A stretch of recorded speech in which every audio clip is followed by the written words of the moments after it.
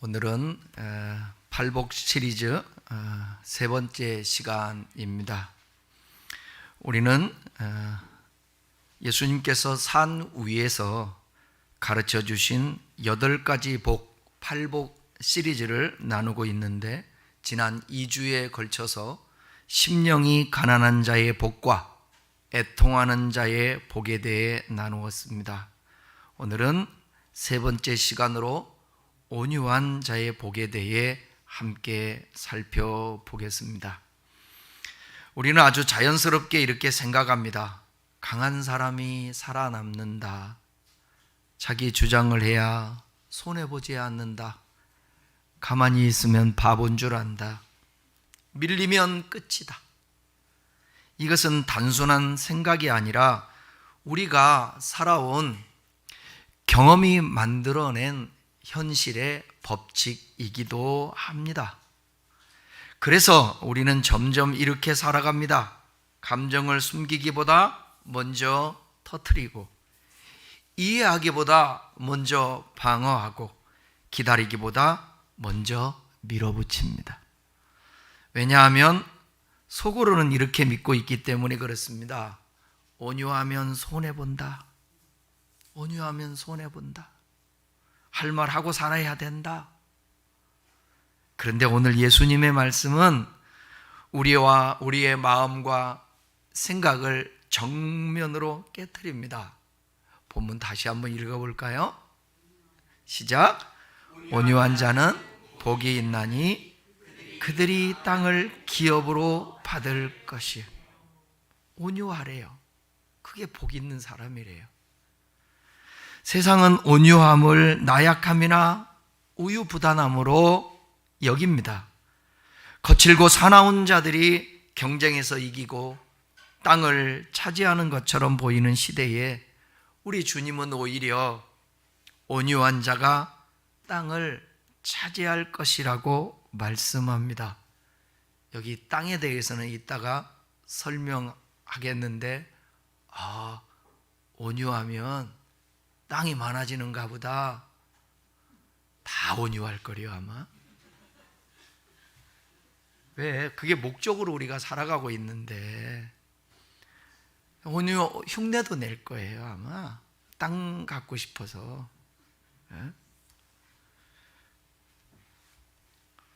이 역설적인 선언 속에 담긴 하나님의 나라의 비밀은 무엇인지 오늘 말씀을 통해서 한번 살펴보도록 하겠습니다. 항상 성경에는 단어마다 의미가 있는데, 온유라는 이 단어도 한번 원어적 의미로 살펴보겠습니다. 온유한으로 번역된 이 헬라어는 포라위스라는 단어입니다. 이 단어는 신약 성경에 딱 4번 나오는데 매우 특별한 단어예요.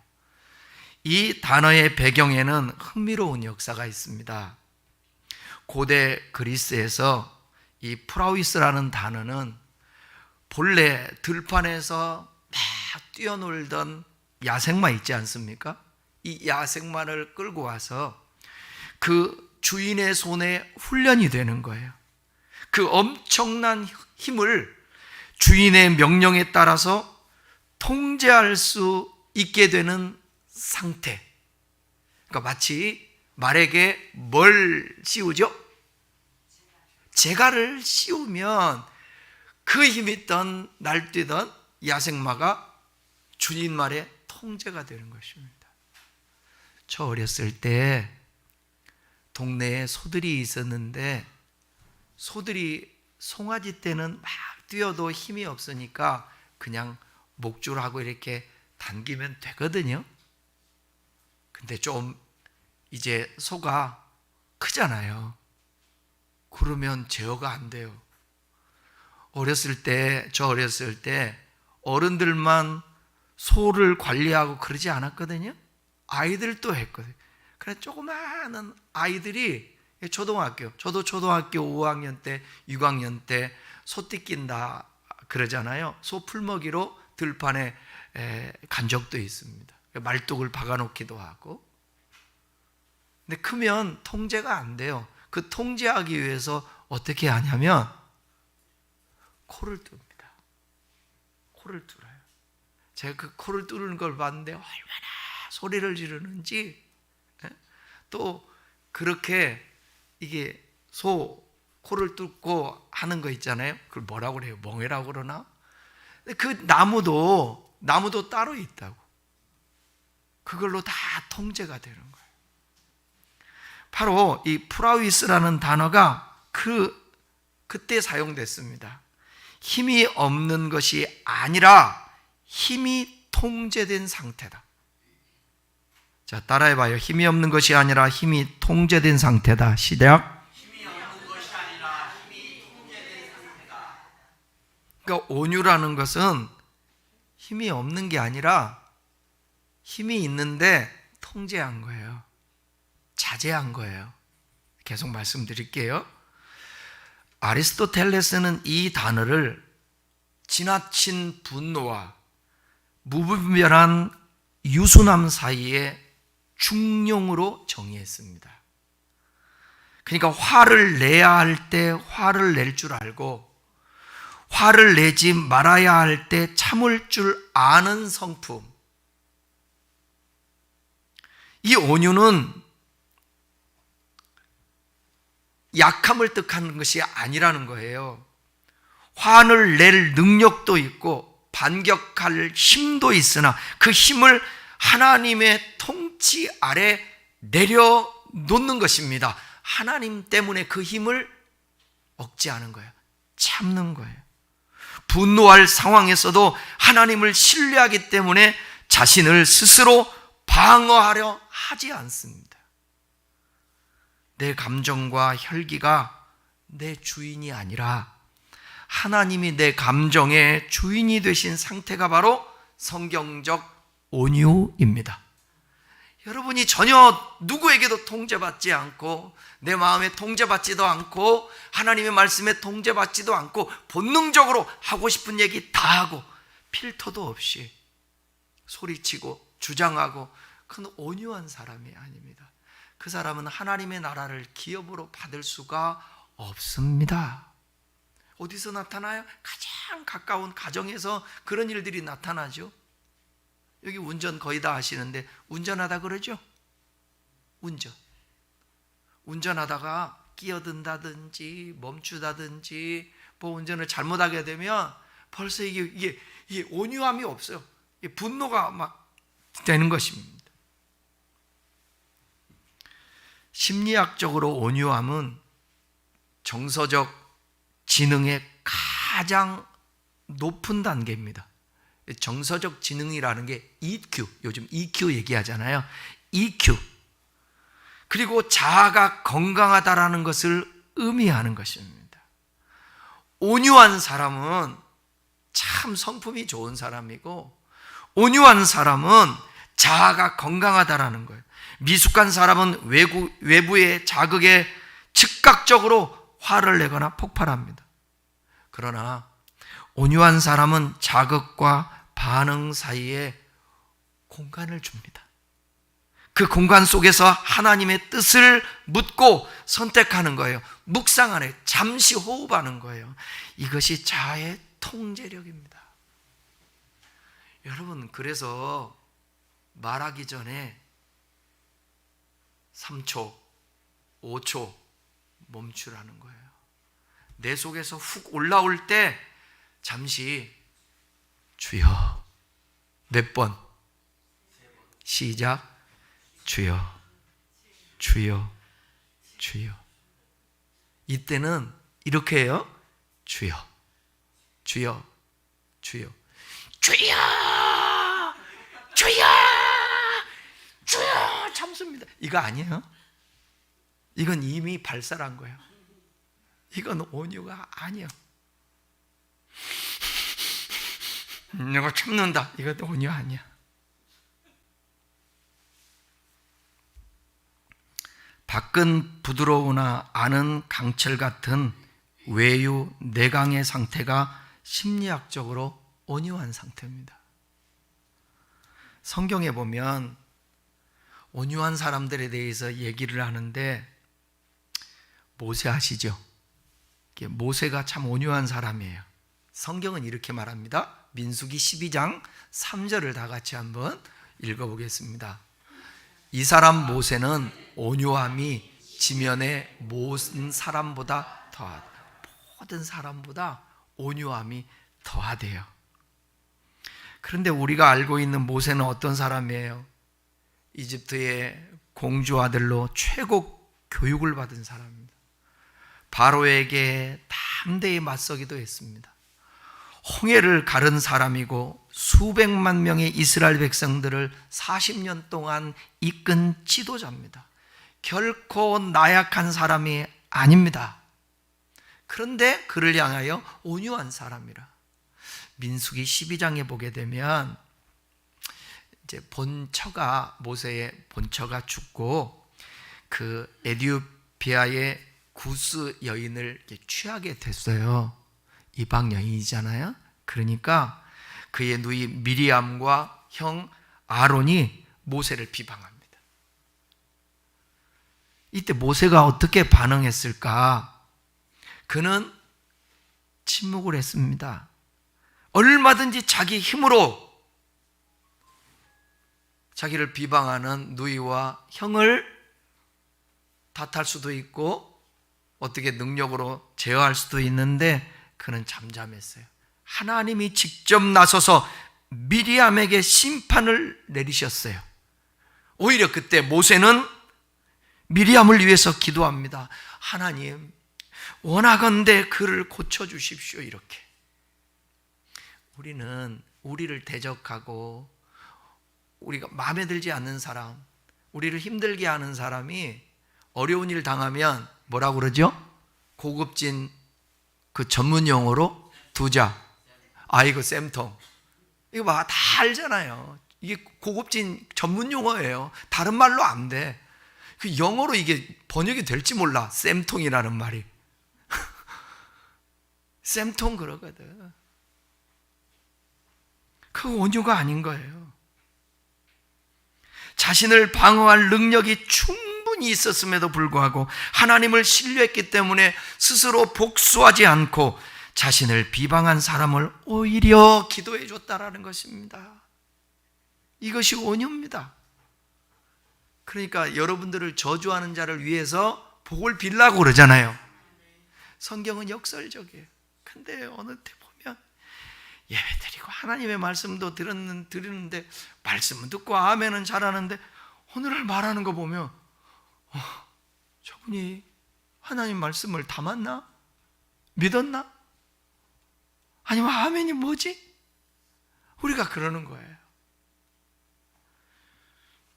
다윗 알죠? 다윗 왕은 사울의 그 시기를 피해서 쫓겨다녔던 사람입니다. 다윗은 사울을 피해서 엔게디 광야라는 곳에 이제 피해 도망자 신세로 있었는데 성경 사무엘상 24장에 보게 되면 다윗이 어디가 있는지 누구라고는 말하지 않는데 제가 사무엘상 찾아보니까 어떤 사람이 다윗이 있는 곳을 사울에게 알려줍니다. 이 어떤 사람은 좋은 사람일까요? 나쁜 사람일까요? 고자질한 사람이 나쁜 사람이에요? 좋은 사람이에요? 지금 여기서 보면 사울이 선인이에요? 다윗이 선인이에요? 다윗이에요. 그래서 그 어떤 사람의 말을 듣고 사울은 3,000명을 거느리고 다윗을 찾으러 갑니다. 그때 다윗이 엔게디에 있는 굴이 있죠. 굴의 깊은 속에 숨어 있었는데 거기 있는지를 몰랐어요. 근데 사울 왕이 말을 타고 갔겠죠. 말을 타고 가다가 갑자기 용변이 말이 온 거예요. 뒤가 말이 없습니다. 그 찾아봤더니 뭐 왕이 아무 데서나 볼일 볼 수 없잖아요. 굴에 들어가서 용변을 보는데 다윗이 그 안에 깊숙이 있는지도 몰랐어요. 그러니까 그 다윗의 부하들이 기회가 왔습니다. 다윗님, 대장님 죽입시다. 그런데 다윗은 천천히 가서 사울의 옷자락을 베었습니다. 절호의 기회였거든요. 등에 칼을 꼽을 수도 있습니다. 3,000명을 거느리고 다니니까 언제 잡혀서 죽을지도 모르는 것입니다. 그런데 그는 사울의 옷자락을 자른 것도 마음이 불편한 거예요. 그래서 이렇게 고백합니다. 사무엘상 24장 6절을 한번 봅시다. 내가 손을 들어 여호와의 기름 부음을 받은 내 주를, 여기서 내 주는 누구를 얘기하는 거예요? 사울을 치는 것은 여호와께서 금하시는 것이니 그는 여호와의 기름 부음을 받은 자가 되매니라. 악하다 할지라도, 자기를 죽이려 한다 할지라도 하나님이 세우신 기름 부은 자인데 내가 감히 어떻게 할 수 있을까? 그러니까 하나님의 말씀이 이 속에 들어와 하나님의 말씀이 본능을 통제시킨 거예요. 억제한 거예요. 이걸 뭐라고요? 이걸 온유라고 말하는 것입니다. 잘 새겨서 여기 마음에 새기고 생각에 두어야 돼요. 그래서 삶 속에서, 그렇게 직장에서, 가정에서, 여러분 공동체에서 그렇게 행해야 되는 것입니다. 아니, 수련회는 왜 가는 거예요? 수련회는 왜 가? 교회에서. 그래, 침묵. 맞지? 그 다음에 가장 중요한 것은 수련회니까 뭐를 해야 되는 거예요? 수련하러 가는데, 이 말 수도 없이 했어. 수련회 때 닭죽 쓰는데 왜 싸움박질 해갖고 교회 안 나오냐고. 진짜 이해가. 저는 여러분, 이거 조그만한 행사잖아요. 오늘도 기도해. 하나님 앞에 저 뒷자리에 앉아, 하나님 이 행사가 참 복되게 하시고 다들 행복한 시간 되게. 근데 마귀는 꼭 틈타거든. 아무것도 아닌 것으로 감정상. 그러니까 아예 마음을 딱 먹고 가야 돼. 귀 틀어막고 어떤 소리도 귀 막아버리고 좋은 소리만 듣겠다. 그리고 입도 마찬가지야. 쓸데없는 소리 하지 마세요. 고기 굽고 먹는데, 지난번에 고기 구워 먹는데 거기 진짜 맛있었는데 오늘은 조금 기름기가 많네. 입을 왜 찢어요? 입을. 입 좀 다물어 주세요. 그렇게 얘기하지.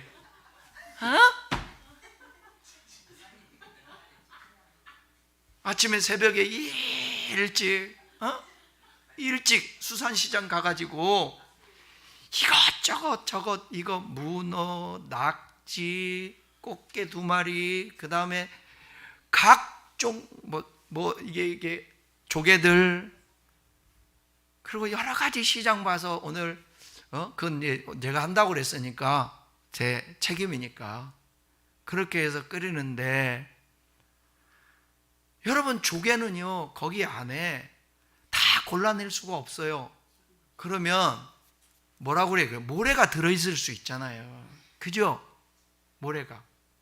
저 옛날에 식당 가서 그 해물찜을 먹는데, 해물찜을 다 먹고 나는데 조개 먹으려고 그랬더니 그 안에 뻘이 가득 차 있는 거야.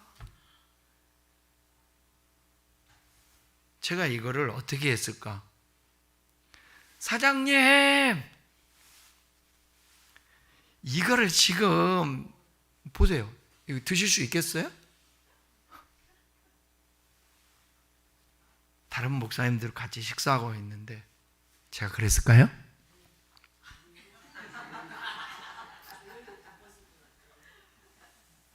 제가 그 정도로 인격은 아닌지. 그 대신 얘기는 해줘야 되잖아. 그래서 다 먹고, 한쪽에다 놨다 다 먹고, 그래서 마지막에 가서 다들 맛있게 먹으니까, 사장님 이거 한번 보시죠. 어머 이게 뭐예요? 큰일 났네. 어떡하죠? 다시는 안 그럴게요. 그렇지. 내가 이거를 보여준 거는 밥값을 안 내려고 그랬을까? 그거 아니잖아. 다 맛있게 먹고 이거 다음부터 이러지 않게 신경을 좀 더 쓰면 이런 일이 없잖아. 그것도 아무 말도 하지 않으면 그런가 보다 하고 또 그럴 수 있으니까 재발 방지 차원에서 그러는 거죠. 우리가 살아가면서 내 감정대로 항상 하나님의 말씀이라는 필터가 없으면 안 돼. 차라리 실수가 많으면 많은 사람은 뭘 하지 말아야 돼? 말을 하지 마. 근데 여러분, 여러분 중에 이런 분 있죠? 사람들이 모였는데 말 안 하면 본인이 막 괴로운 거, 그 분위기가 싸해서 그런 분들이 있다고. 그냥 하지 마세요. 이따가 차 타고 가면서도 억지로 말하려고 하지 말고, 말 안 하고 있거든, 기분 나쁜가 다 그러지도 말고, 오늘은 조용하고 싶은가 보다, 밖에도 좀 보고. 왜 여행가? 차에서 요거 하려고만? 밖에도 좀 보라고요. 지금 날씨가 왜 이렇게 좋은지. 아침에 제가 하나님 감사합니다, 이렇게 좋은 날씨 허락해 주셔서. 그 비 오면 또 뭐라고 그럴 거예요? 불평할 거예요?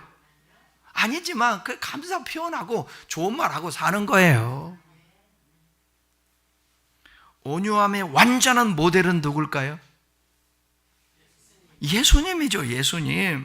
예수님은 마태복음 11장 29절에서 수고하고 무거운 짐진 자들아 다 내게 오라, 그 말씀하실 때 나는 마음이 온유하고 겸손하니, 그렇게 말씀했습니다. 예수님은 빌라도 앞에 섰을 때 하늘 군대를 동원해서 대적들을 멸하실 권세가 있었습니다. 그런데 침묵하셨습니다. 채찍을 당하셨습니다. 십자가를 지셨습니다. 못 박이셨습니다. 그러면서도 하는 말, 아버지여, 저들이 저들의 죄를 알지 못하오니 용서하여 주십시오 라고 기도합니다. 예수 믿는 사람들은 달라야 합니다. 똑같이 반응하면 안 됩니다. 죄로 받았어? 말로 줘야지. 아니야. 예수 믿는 사람들은 죄로 받아도, 말로 받아도 하나님 앞에 맡기는 것입니다. 예수님의 온유함은 무능력이 아니에요. 인류를 구원하는 하나님의 뜻을 이루기 위한 자신의 힘을 완벽하게 억제하신 철제의 능력입니다. 이것이 진정한 온유입니다. 이 온유함이 우리 모두에게 있기를 축복합니다. 온유한 자에게는 어떤 보상이 있는가? 오늘 말하잖아요. 온유하는 자가 땅을 기업으로 받을 것이다. 여기서 땅은 단순히 부동산을 의미하지 않아요. 구약의 맥락에서 보게 되면 땅이나 기업은요, 하나님의 통치가 실현되는 곳, 그것이 땅이에요. 땅을 주신다. 그러면 그 땅의 물질적인 땅도 되지만 그 땅이 하나님이 통치하시는 그 영역,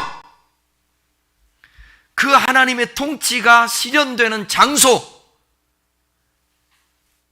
구약 성경 같은 경우는 어디냐? 하나님이 약속했던 땅, 애굽에서 나와 광야를 거쳐 들어가 땅, 어디? 가나안 땅. 그리고 영적으로는 하나님 나라.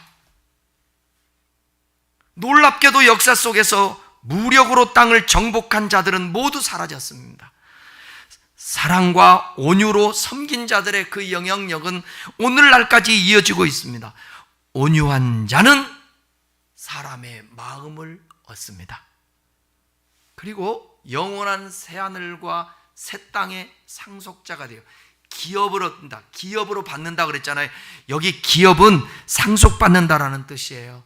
내 힘으로 쟁취하는 것이 아니에요.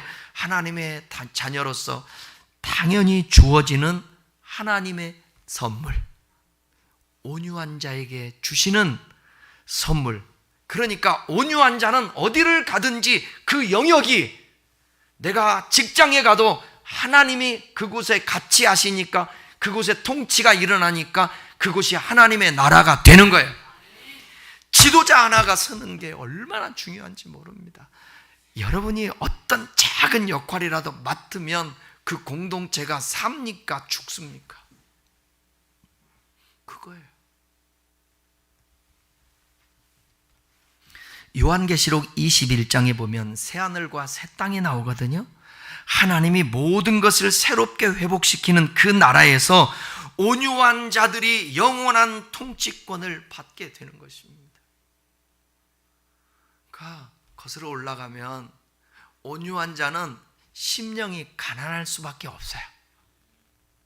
온유한 자는 이 마음에 애통하는 자예요. 내가 이거밖에 안 됩니다. 하나님, 나는 이러한 한계가 있습니다. 고백하는 자. 그 고백이 하나님의 개입으로 말미암아 이제 온유함으로 더 변화되어서 나타나게 되는 것입니다. 하나님의 역설적인 경제 원리입니다. 자신을 높이는 자는 낮아지고 자신을 낮추는 자는 높임을 받습니다. 온유함은 현재의 포기가 영원의 획득이 되는 것입니다. 말씀을 마치겠습니다. 온유함은 비굴함이 아닙니다. 그것은 하나님께 길들여진 거룩한 야성입니다. 자신의 권리를 주장하고 싶을 때 우리는 침묵할 수도 있어야 합니다. 모든 사람들에게 온유가 필요하지만 더 가진 자, 더 권세를 가진 자, 더 영향력이 있는 사람이 더 온유해야 돼. 그러니까 예수님의 온유함이 특출나는 것입니다. 네? 얼마든지 거부할 수 있어요. 얼마든지 이놈 소리칠 수 있어요. 근데 그냥 받아들이잖아요. 여러분, 때로는 우리가 받아들일 때 공동체가 편안할 수가 있어요. 여러분, 누군가가 희생해야 가정이 살잖아요. 받아들여주고. 옛날에는 저희 어렸을 때 세대만 해도 다 고등학교, 대학교 안 갔다. 그러면 누나들은, 형들은 있잖아, 희생하기 위해서 자기 동생들을 위해서 공장 가. 서울로 얘기하면 어디? 구로동, 가리봉동, 개봉동, 여기에 공장에 가서 돈을 벌어서 큰 보내. 그걸로 공부해. 또 큰오빠 아니면 큰형, 큰누나 공부시키기 위해서 동생들이 어려서부터 초등학교 나와서 올라와서 공장에서 일하고 공부시키는 거예요. 그러면 그 혜택을 받은 사람은 어떤 마음이어야 될까요? 우리 동생들이 얼마나 고생했는데 겸손하니 그 동생들 다 또 챙겨주고 그래야지. 근데 며느리를 잘못 만났네, 부인을. 인생이라는 게 참 이게 힘든 거예요. 그걸 또 어렸을 때 희생했다고, 그런데 우리 오빠가 변했고 우리 형이 변했다고 서운해가지고 더 시험 들어서 서로 안 봐. 이게 세상이야. 이거 멀리 있는 것들이 아니야. 우리의 삶이에요. 근데 이럴 때 서로 간에 모두가 온유한 부인, 온유한 오빠, 온유한 형, 온유한 동생들이 되면 그 가정이 화목되지 않을까요? 억울한 일을 당했을 때 보복의 칼을 휘두르는 대신 하나님 앞에 기도로 맡기는 것입니다. 쉽지 않지만 내 혈기와 분노가 나를 지배하게 내버려 두지 않고 성령의 통제 아래 나를 둬야 되는 것입니다. 심령이 가난하여 눈물로 기도하는 자는 이 온유의 옷을 입을 수 있습니다. 세상은 거칠게 소리치는 자의 말을 듣는 듯 하나 결국 역사의 주인공은 하나님의 손에 길들여진 온유한 자들의 영향력이 있게 되는 것입니다. 이번 한 주간 여러분의 가정에서, 직장에서 여러분의 힘을 증명하려 애쓰지 마세요. 그 자존심 상해 하지 마시고 예수님처럼 받아들이세요. 시간이 지나면 알아주겠지. 누구는 입이 없어서 말 못하는 줄 아십니까? 누구는 혈기 못 내서 그런 줄 아십니까? 그래도 참아야지. 왜? 그게 주님께서 원래 우리를 디자인한 우리의 형상이니까. 하나님은 여러분을 통해 사람들의 마음을 치유해주고 예수 그리스도의 그 마음으로 대할 때 그들이 야, 예수 믿는 사람들이 다르네. 그리고 전도가 될 수 있는 것입니다. 한 영혼이 구원받기까지 얼마나 힘든지 몰라요. 사탄이도 내버려 두지 않고 그 한 영혼을 붙들기 너무너무 힘든 거예요. 제가 예수 믿고 나서 이설교 우리 친구 선교사가 들을 수도 있어. 뭐 들어도 할 수 없지.